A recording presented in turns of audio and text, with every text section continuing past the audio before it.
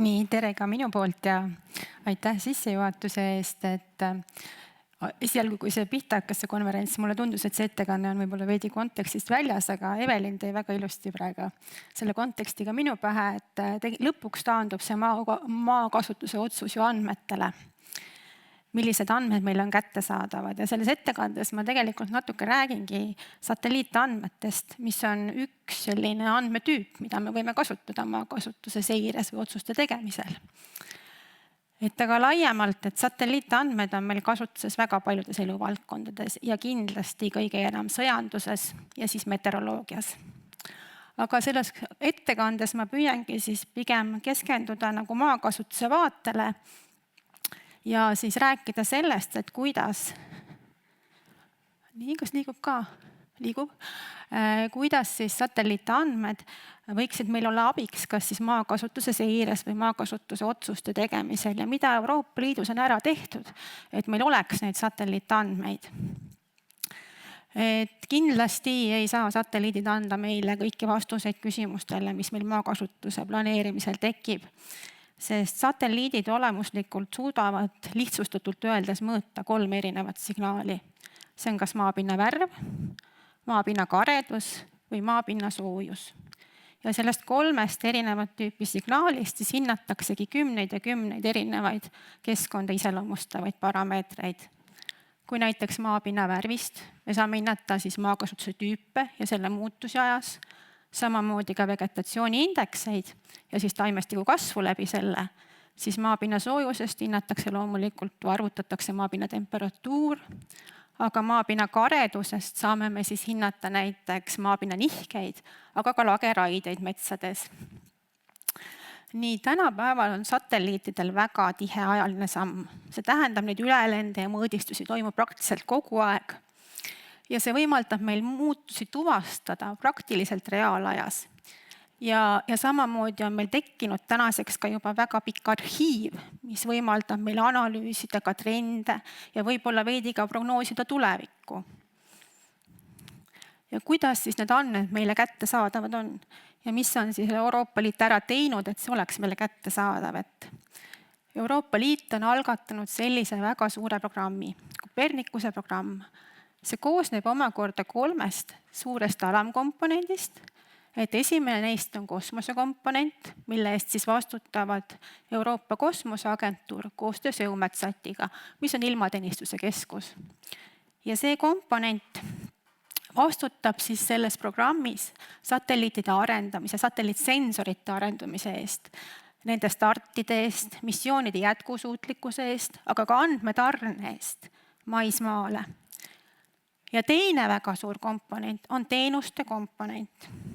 Ja see omakorda jaguneb veel 6 tuumikteenuseks, milleks on siis maismaa, mered, ookeanid, atmosfäär, kliimamuutused, hädaolukorrad ja turvalisus. Iga see tuumikteenus on põhimõtteliselt andmekataloog, seda keskkonda iseloomustavate andmetega, mis on hinnatud siis sellest satelliitmõõdistusest. Lihtsustatult see tähendab seda, kui näiteks üks satelliit, Sentinel-1, teeb Eesti kohal ühe mõõdistuse, seda sama, ütleme, pinnakaredust siis mõõdistab, siis sellesse maismaateenusesse arvutatakse näiteks pinnaniiskuse produkt, mereteenuses on ta lainetuse kõrgus, aga hädaolukordades võib ta olla üleujutus.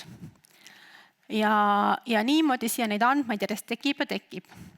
Ja kõik need andmed on Euroopa tasandil vabalt kättesaadavad kõigile ja väga palju on vaeva nähtud ka selles osas, et neid andmeid oleks lihtne kasutada. See tähendab kõikidele neile tuumikteenuste andmekogudele on peale ehitatud avalikud API-d. Need andmed on ristkasutatavad, välja küsitavad erinevatesse infosüsteemidesse. Ja ütleme nii, et sinna on läinud kogu sellest eelarvest rohkem kui pool sellest teenusest just andmejagamise teenuste arendamisele, et nad läheks enam ja enam kasutusse. Ja viimane komponent selles osas on siis in situ ehk maismaamõõdistuste komponent ja selle eest vastutab Euroopa Keskkonnaagentuur Sellesse andmekogusse kogutakse liikmesriikidelt paikvaatlusi erinevaid ja need paikvaatlused siis standardiseeritakse ja ka nendel on jagamine olemas ja enamasti neid kasutatakse ka siis nendesse tuumikteenuste ja produktide arendamisel. Et kui nüüd mõelda maakasutuse konteksti, et siis kõikides, ma mõtleksin isegi kõikides, ma ütleks, on seal andmestikke, mis on seotud ka maakasutuse otsustega. Nii, räägime natuke ka rahastusest, et nagu ma ütlesin, seda programmi rahastab Euroopa Komisjon ja ka järgmisel perioodil on tal eelarvevahendid ette nähtud, et Euroopa konkurentsivõime fond on ette nähtud 130 miljardit kaitse- ja kosmose valdkonna jaoks. Kui praegusel perioodil oli see eelarvevahendite suurus circa 26 miljardit, siis järgmisel perioodil on see circa 5-kordne kasv, mis kindlasti mõjutab kogu programmi ennast, nii sensorite arendust kui teenuste arendust ja kõike, mis sinna juurde kuulub.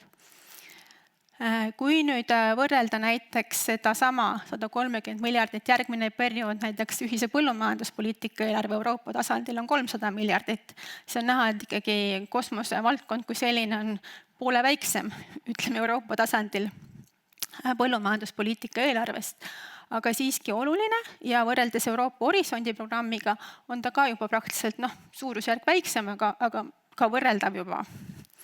Et see tähendab seda, et Euroopa tasandil usutakse, et ütleme selline tehnoloogia, selle tehnoloogia kasutusele võttu, selle lisandväärtuse loomine võib tõsta Euroopa konkurentsivõimet ka sellises üldises globaalses mastaabis.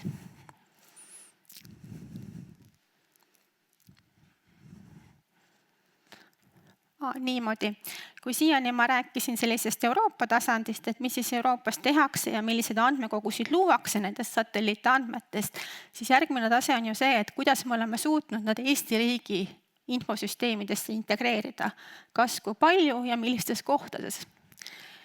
Tänaseks tõesti on ka näiteks mitmes riigi infosüsteemis, me võime neid samu andmeid ka juba vaadata, võttes siis näiteks maakasutuse seire kontekstis kindlasti Maa-amet, et Maa-ameti geoportaali erinevatesse kaardirakendustesse on tänaseks ka integreeritud need Sentineli andmed ja seal on võimalik neid vaadelda koos siis teiste andmestikega, mis konkreetselt selles kaardirakenduses on. Kui me nüüd lähme siis Keskkonnaagentuuri juurde, et ma räägin siin maakasutuse konteksti, et ma ei lähe ilma juurde, et siis Keskkonnaagentuuri keskkonnaportaalis on ka andmekihte, niisuguseid maakasutust iseloomustavaid andmekihte, mille puhul on või mille koostamisel on siis kasutatud ka satelliitandmestikke.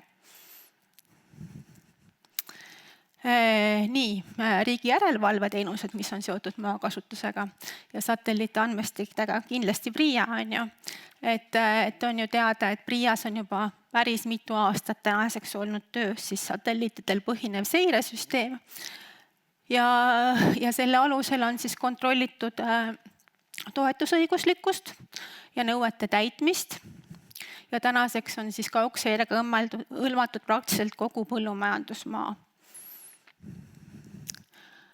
Ja pidevalt on ju meil ka riigis töös erinevaid teadusprojekte, mille raames siis püütakse integreerida neid Copernicuse andmeid erinevatesse riigiteenustesse, et ka selles samas maa- ja mullakasutuse suures projektis on üks alamprojekt, millel on eesmärgiks siis vaadata, kuidas satelliitandmeid oleks võimalik kasutada riigi kasvuhoonegaaside inventuuris. Aga neid on ka veel mitmeid. Tuleb meelde ka veel üks lageraiete projekt kohe, mis on töös. Nii, mis huvitav oli minu enda jaoks, et olles tulnud just pigem nii nagu meteoroloogia valdkonnast ja mõned aastad tagasi alles nagu saanud mingisuguse ülevaate põllumajanduses toimuvast, siis minu jaoks oli väga üllatav, või meeldivalt üllatav, et mitmed eraettevõtted on suutnud needsamad Copernicuse andmed integreerida oma e-põlluraamatusse. Et siin on üks näide, see tähendab, et need andmed on üles leitud ja need on nii-öelda siis toodud lõppkasutaja juurde nii-öelda kasutamiseks. Aga kui nüüd ikkagi, kui võetelda seda, mis oli seal Euroopa tasandil kõikides neis tuumikteenustes ja seda, kui palju me oleme suutnud nagu igapäeva ellu tuua, kas ametkondlikul tasandil või siis eraettevõtlus, siis see potentsiaal on ikkagi väga suur. Aga on selline ütlemine kaugseiret valdkonnas, et data rich information poor. See tegelikult täitsa tõsi, et selleks, et seda informatsiooni sellest andmestikust luua mingi otsuse jaoks, see nõuab tegelikult tänapäeval klasterarvutusi. See ei ole isegi mitte desktop KISS enam. Ja see ongi see, et analüütiku tasandil jääb tihti ka ta kasutusoskuse taha. Et kuidas siis seda teha ja arvutuskeskkonna kasutusoskuse taha. Aga kui me lähme ametkondlikule tasandile, siis väga kiiresti läheb seal infosüsteemi arendamiseks. Ja nii kui läheb ametkonnas infosüsteemi arendamiseks, see nullide arv eelarves kasvab nagu väga kiiresti.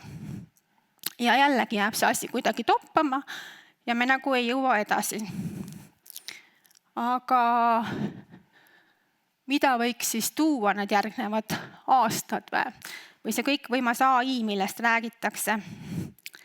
Et täna me kasutame tehisintellekti, ütleme näiteks ChatGPT-d, see on siiski keelemudel, keeleinfo või tekstiinfo töötlemiseks, koondamiseks, nii-öelda siis sellest mingisuguse, ta on ikkagi tekstiinfo põhine. Aga arengud on sellised seal, et või üritatakse, et ma arvan, et 3–5 aasta perspektiivis on võimalik promptida ka suur andmebaase selle sama lihtsa ChatGPT-ga ja me selle suure nii-öelda lihtsa promptimisega me saaksime luua ka nendest samadest satelliitandmetest endale näiteks jooniseid või graafikuid ennast huvitava siis mingi parameetri kohta. Et täna ta nii ei tööta, see AI küll suudab luua koodi, millega seda küsida välja, aga selle koodi näiteks tööle panemine nõuab ka juba erioskusi, on ju.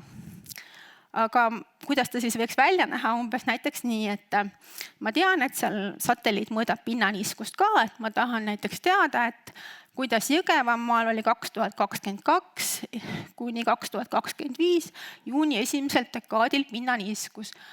Ja siis ta võiks luua sulle sellised joonised. See on 22, 23, 24, 25. Kas ta midagi ka tootjal ütleb, seda on mul nagu raske hinnata. Aga mastaabi mõttes ma panen siia peale ühe tuntud ettevõtja Põllud, kelle juures minul ka algaja ametnikuna õnnestus käia ja saada teadmisi, kuidas tegelikult tänapäeval käib, ütleme selline tootmine, põllumajandustootmine. Ja siin on nüüd teine näide veel, et mis on siis juuli esimene dekaad nende 4 aasta jooksul. Et ütlesin, satelliitandmetel on kindlasti palju puudusi, aga on ka mingeid selliseid asju, mida võib-olla ükski teine sensor ei suuda anda. Ja see on just ajaline tihedus ka. Ja suur mastaap. See tähendab, satelliitandmestik on alati suhteliselt, ta katab suuri alasid.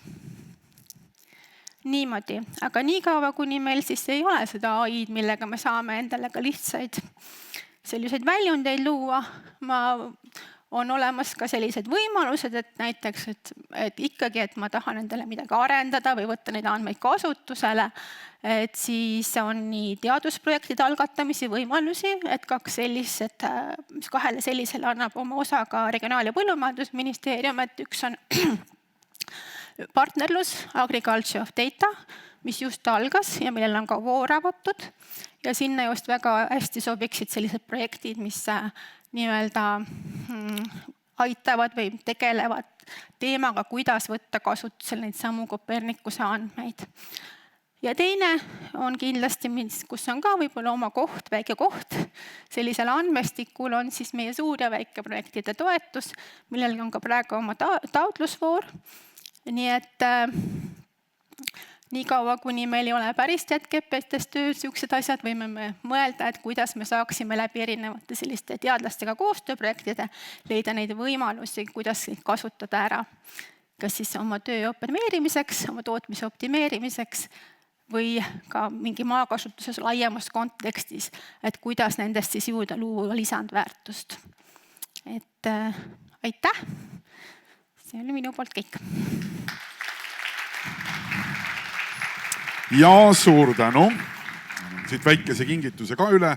Ma korra tahtsin küsida, et kas nende suurte rahaliste projektide ja programmide raames just nende samade AI lahenduste spetsiaalne loomine nende kaartide olemasolevate andmete analüüsimiseks ka käib või see tegelikult ei ole teada, sest lootus, et ChatGPT kaudu või abil nende andmete analüüsimine saab lõpuni pädevalt ja adekvaatselt toimuma, ongi võib-olla liiga naiivne, et ju tänapäeval väga sageli need agendid spetsiaalselt andmeladude peale luuakse. Ütleme niimoodi, et ma siiski ei usu, et see päris naiivne, mis puudutab Euroopa tasandi andmekogusid. Ma arvan, et ChatGPT hakkab seal varsti suhteliselt, need agendid sinna luuakse, see hakkab seal päris adekvaatselt käima. Aga kui ma mõtlen nüüd selle sama meie projektide kontekstis, et millised on töös, siis kindlasti erinevatest projektidest testitakse ka erinevaid AI lahendusi ja nende andmete kasutuselevõttu ja nii-öelda visuaalide loomist.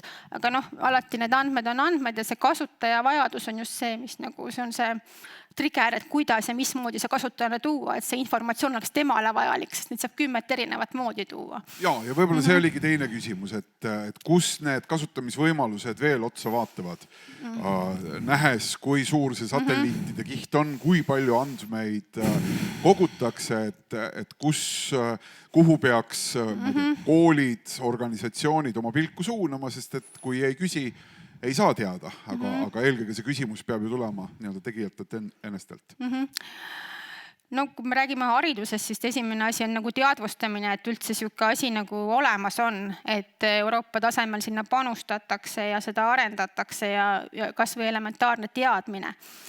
Aga kui ma küsin nüüd valdkonda, siis mul on raske öelda mingit täiendavat sellist mõtet, kus teda ei kasutata või midagi uut, sest et ma tõesti täna isegi suudan mõelda eluvaldkonda, kus me ei näe seda. Et iga õhtu ilmateates me näeme neid, aga me ei teadvusta seda isegi, et see ongi andmete liigutamine kosmosest maale. Kui võrrelda riike, kas mõned riigid on nende andmete kasutamises panevad ägedamalt? Maakasutuse kontekstis kindlasti on. Taani on üks selliseid, kes on väga laialt, on igas mõttes, on nii satelliitandmed kui ütleme lennumõõtmiste andmed, on Taani kindlasti. Võib-olla rohkem, Holland on ka alati väga tugev andmetöötleja olnud, aga seal on teised nüansid, et russikaliigel on see, et satelliit on ikkagi kõrgel. Ja mida madalamale tuled, seda detailsemaks andmestik läheb, et satelliidilt ikkagi suuremad maakasutuse muutused on need, mida näed. Liis, suur aitäh. Suur tänu.